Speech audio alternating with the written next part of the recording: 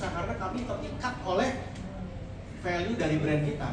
Kalau enggak, Kelvin suruh jual produk-produk non halal aja di sini biar banyak omsetnya. Nggak bisa, gado-gado boblo itu ya gado-gado, kita ada yang lainnya. Kenapa nggak bikin seafood? Ya nggak bisa karena kami gado-gado. Padahal di sebelah sini mungkin nyari seafood gitu. Nah, maka ketika kita bicara soal memiliki brand, justru brand itu menjaga kita untuk nggak lari kemana-mana.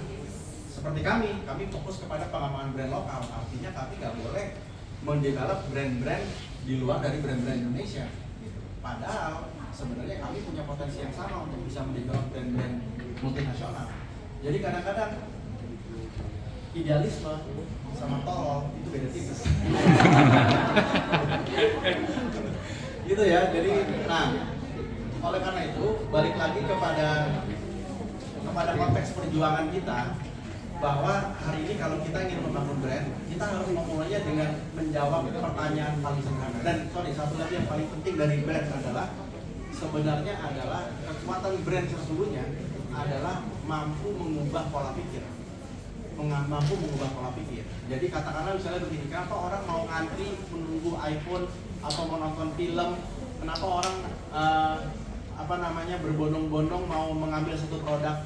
Kalau saya sudah punya fans segila itu, ya, saya punya follower belum terlalu banyak, tapi saya mungkin punya 5 orang nih, di dalam jumlah follower itu, yang kalau saya bilang masuk ke sumur, dia akan masuk ke sumur. Saking ngefans ya, cuma 5 orang ya. Nah, tapi bayangkan kalau saya bilang kepada 5 orang itu, mulai besok jangan minum dari plastik, dia tuh akan bilang siap bos, dia pasti akan melakukan itu.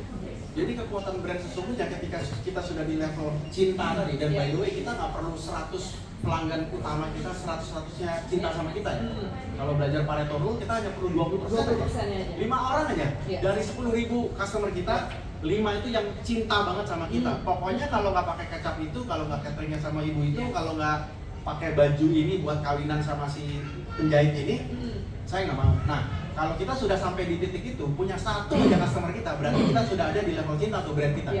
Tinggal gimana tahun depan nambah 2, bagaimana nambah 3, nambah 4, nambah sama 100, dan akhirnya jadilah Starbucks itu setelah 50 tahun kira-kira, ya kan? Nah, itu PR kita, bagaimana menciptakan fase itu. Nah, seringkali kita nggak mau sampai ke fase itu karena kita sudah ada di fase ini. Di bawah ini udah keburu buka outlet, buka itu, bayar gaji dan segala macam. Akhirnya kita nggak punya waktu buat membangun relasi di fase itu. Nah, kuncinya adalah bagaimana kita bisa membangun fase itu. Maka dalam dunia brand prosesnya terbalik. Semakin kecil segmen pasarnya, semakin kuat brand. Kalau di bisnis terbalik. Kalau di bisnis semakin besar pasarnya, semakin bagus. Kalau di brand semakin kecil pasarnya semakin bagus. Nah, kalau kita belajar, semua yang besar-besar yang saya cerita di multinasional itu, semua dimulai dari kota kecil, dari garasi kecil, dari segmen pasar kecil. Di Bali itu ada orang yang suka diving tapi nggak pakai scuba.